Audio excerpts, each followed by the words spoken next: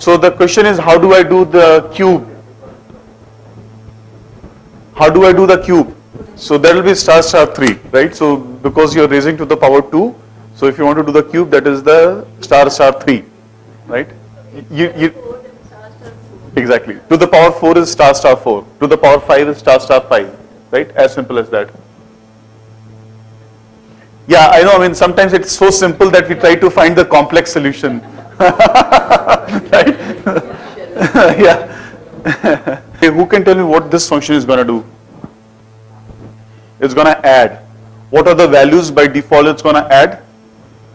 2 plus 3 plus 5, right?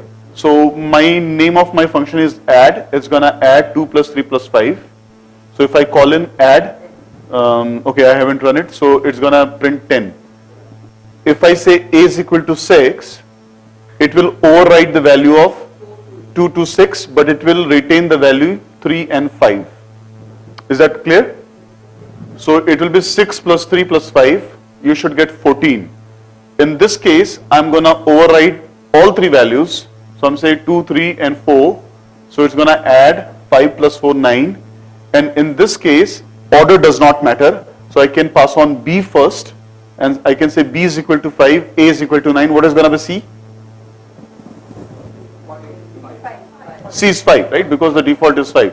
So it's going to do 5 plus 5, 10 plus 9, 19. So make sure you are getting the results. Hmm? So we are reassigning that A instead of 2? Yeah. We are reassigning 6. Yes.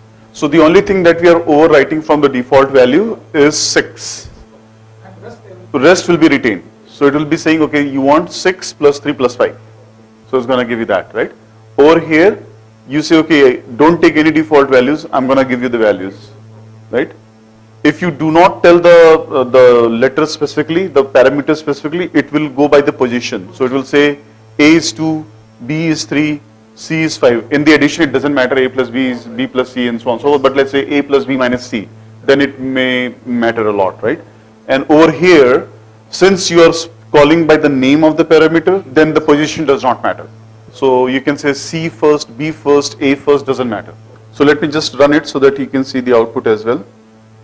And if you, okay, so in this case, my previous output is getting mixed up with the next output. So what you can do is you can insert some plain lines and you can say print and print. So that way you know when the first output stopped and the second output began, right? So this is the output from the second function that we are looking at, right? You can just add a couple of empty prints. So it's going to print the empty lines in between. Where did I insert that? Over here. Ideally, you should separate the output from the previous one as well. So I'll go ahead and maybe add a couple of prints here.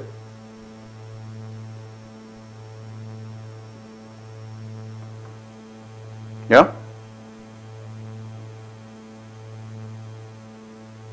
And then execute again. So now you see that there are 3 different functions and 3 different outputs. This was my simple function hello world. So 10, 4, 9 and 19. Yeah, everybody is able to get it? Okay, excellent.